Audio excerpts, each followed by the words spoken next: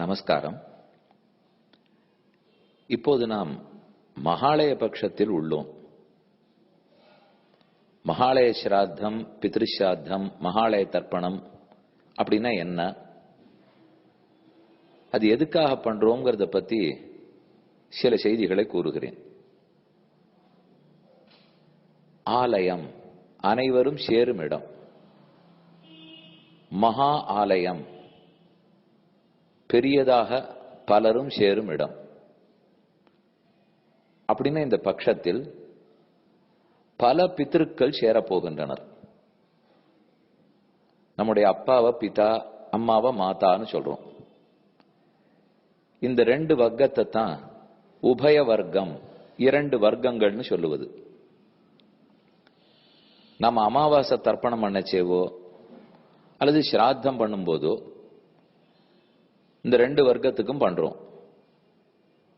ஆனா அப்பா, தாத்தா, அப்பாவுக்கு தாத்தா என்று மூன்று தலைமுறைக்குத்தான் நம்ம தர்ப்பணமோ சிராத்தமோ பண்றோம். ஆனா தீட்டு காக்கும் போது மட்டும் 7 தலைமுறைக்கு தீட்டு இருக்கணும்.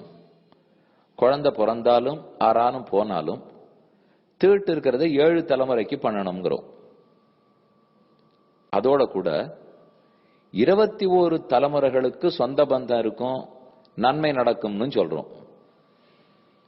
அப்ப மொத்தம் 21 தலைமுறை நம்மோட கூட சேர்ந்து 7, நமக்கு முன்னாடி 7, நமக்கு பின்னாடி 7 என்று 21 தலைமுறைகளுக்கு தொடர்பு இருக்கு. அதுக்குள்ளே 7 தலைமுறைகளுக்கு தான் தீட்டு காக்கிறோம். அந்த 7க்குள்ளே 3 தலைமுறைகளுக்கு தான் தர்ப்பணம் பண்றோம். அப்ப பாக்கி இருக்கிறவாளுக்கெல்லாம் என்ன பண்றது? அதுக்காகத்தான் இந்த அத்தனை பித்திருக்களும், பாக்கி யாரெல்லாம் பித்திருக்களோ அவர்கள் எல்லாரும் இந்த பட்சத்துல ஒண்ணு கூடுவாளாம். அதனாலதான் மகாலய பட்சம். பட்சம்ங்கிறது 15 நாள். சுக்லபக்ஷம், கிருஷ்ணபக்ஷம். சுக்லபக்ஷம்னா வளர்பிறை, கிருஷ்ணபக்ஷம்னா தேய்பிறை. இந்த மகாலயம்ங்கிறது எந்த பட்சம்? ஆஷாட்யாதி பஞ்சம அபரபக்ஷே கன்யாம் கதே சவிதரி என்று வாக்கியம் இருக்கு. ஆடி மாதத்திலிருந்து தொடங்கி ஆஷாட்யாதி, பஞ்சம அபரபக்ஷே 5 பட்சங்கள் தள்ளு. அப்படின்னா ஆடி மாசத்தினுடைய வளர்பிறை தேய்பிறை, ஆவணி மாசத்தினுடைய வளர்பிறை தேய்பிறை, அப்புறம் புரட்டாசி மாசத்துல இருக்கிற ஒரு பிறை, ஒரு பட்சம். அது 5வது ஆயிடுறது. அப்போ ஆடியில 2, ஆவணில 2, புரட்டாசியில 1. அப்ப அந்த 5வது அது தேய்பிறையாக இருக்க வேண்டும். அப்ப புரட்டாசி மாச பௌர்ணமியிலிருந்து தொடங்கி அமாவாசை வரைக்கும் அபரபக்ஷம், அதான் தேய்பிறை, கிருஷ்ணபக்ஷம். இதத்தான் மகாலயம்னு சொல்றோம். அதை சொல்றச்சே கன்யாம்கதே சவிதரி, சவிதான சூரியன், சூரியன் கன்யா ராசியில் நுழையும் போது, அப்படின்னா புரட்டாசி மாசத்தில் அர்த்தம். இந்த மாசத்தில் இருக்கிற கிருஷ்ணபக்ஷத்தை தான் மகாலய பட்சம்னு சொல்றோம். இது நாம தர்ப்பணம் கொடுக்கறச்சே இங்க இருக்கிற சங்கல்பம் முக்கியம். சாதாரணமான அப்பா, தாத்தா, அப்பாவுக்கு தாத்தா, அம்மா,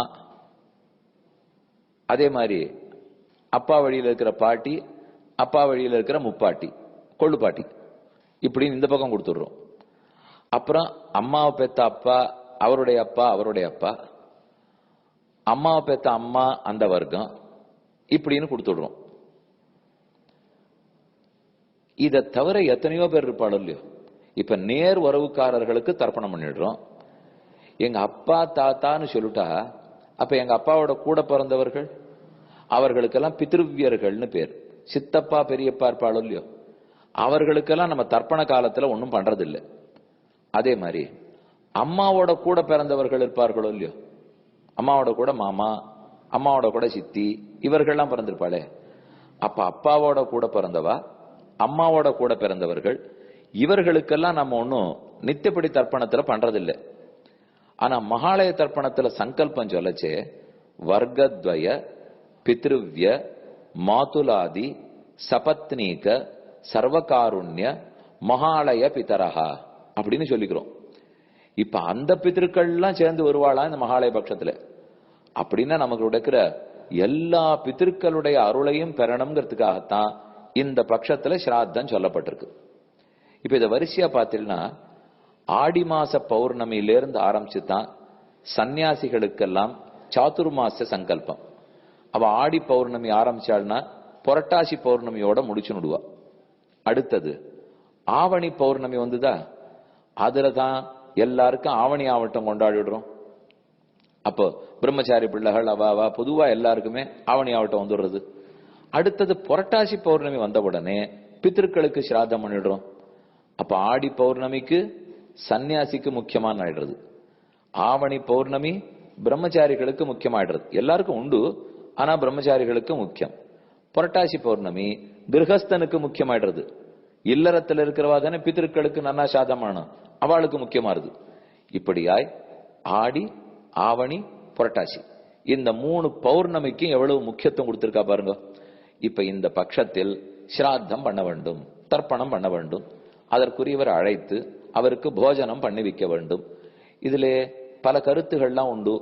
இத பண்ணணும், பண்ணவே தேவையில்லை என்று இருக்கலாம். இப்ப அதை பத்தி நான் பேசுறதுக்கு வரல.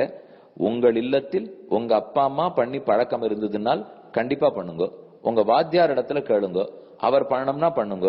இல்ல உங்க குடும்பத்துல அது பழக்கம் இல்லையா அப்படின்னா வேண்டாம். அப்படி பண்றச்சே ஸ்ரத்தையோட பண்ண வேண்டும். இந்த மகாலயத்தின் போது எல்லா பித்திருக்களும் கூடுறாளோ இல்லையோ, நம்ம எப்பவும் சொல்லிட்டு இருக்கிறாளை விட, அதுவும் சங்கல்பத்திலே சபத்னிக அவரவருடைய பத்னியோட கூட சர்வகாருண்ய மகாலய பிதரகா அதீத கருணையோட இருக்கிற மகாலய பித்துக்கள். அப்ப இது ஒரு பெரிய கான்கிரகேஷன் போல் இருக்கு, பெரிய சம்மேளனம். அதனாலதான் மகாலய பட்சம்னு சொல்றோம். இந்த பட்சம் 15 நாள், இதனுடைய கடைசி நாள் பெரிய அமாவாசை. மகாலய அமாவாசைங்கிறது அவ்வளவு தூரம் பித்திருக்களுக்காக சிராத்தம் பண்ணி தர்ப்பணம் பண்றவாள்லாம் பண்ணுவா. மகாலய பட்சத்தில் என்னைக்கு செய்ய வேண்டும்? இதிலே பிரதம பட்சம் முதல்ல உயர்ந்ததுன்னு சொன்னால், நம்ம தகப்பனார் என்னைக்கு மரித்தாரோ அந்த திதி, அது தித்தியேன்னா மகாலய பட்ச தித்தியே, அது திருத்தீயேன்னா மகாலபக்ஷ திருத்தீயே, அதுக்குள்ள பண்ணிவிடலாம். ஒருவேளை அது பண்ண முடியல, விட்டு போச்சு, மகாபரணி மத்தியாஷ்டமி என்ன 2. இப்போ இன்னைக்கு தேதி 1ஆம் தேதி இருக்கும் இல்லையோ, இன்னைக்கு மகாபரணி, இன்னைக்கு நிறைய பேர் பண்ணிருப்பா. அடுத்தது வந்ததுன்னா அஷ்டமி மத்தியாஷ்டமி, இந்த 3த்துக்குள்ள பண்ணணும். அப்ப தகப்பனார் புறப்பட்டு போன திதியிலேயோ அல்லது இந்த பட்சத்துல வருகிற பரணி மகாபரணி இல்ல மத்தியாஷ்டமி இதற்குள் செய்யப்பட வேண்டும். அவசியம் பண்ணுங்க. ஒரு நாள் இல்ல, பலரும் 15 நாளும் சாத்தம் பண்றா, 15 நாளும் தர்ப்பணம் பண்றா. அது அவரவர்கள் சாஸ்திரத்தில் இருக்கிற பிடிப்பு, அவரவர்கள் பெரியோர்கள் சொல்லி கொடுத்துருக்கிறது, அதுக்கு தகுந்த மாதிரி பண்ணிட்டு இருக்கோம். ஒண்ணு மட்டும் உறுதி, நமக்கு அப்பப்போ உடம்பு சரியில்லாத போறது, பிள்ளை குட்டிகளுக்கு எல்லாம் உடம்பு சரியில்லை, நம்ம பேரம்பேத்துக்கு சரியில்லை, ஏதோ படுத்தின்னு இருக்கு, பித்ருசாபம் பித்ருசாபம்ங்கிறா. இப்ப அதை தேடிண்டு எல்லாம் போறதுக்கு நமக்கு வழி இல்லை.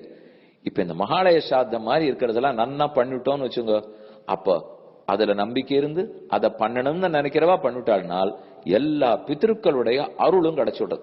அதனால இதெல்லாம் பொதுவா நம்ம பண்ணிவிடலாம். மத்ததா இருந்தா தேடின்னு போய் பிராயசித்தமானோம், எத்தனை நாள் தேடுறது? இப்ப இந்த மாதிரி வாய்ப்பு கிடைச்சதை நன்னா பயன்படுத்தினுட்டோம்னால் தானே அடிச்சுன்னு போற ஆத்துல இந்த பெரிய மகாலயத்துக்குள்ளே நம்முடைய சின்ன சின்ன வியாதிகளும் வெக்கங்களும் ஓடிப்படாதா? அவசியம் போகட்டும். பித்திருக்களுடைய அருள் எல்லாருக்கும் கிடைக்கட்டும்னு பிரார்த்திச்சுக்கிறேன்.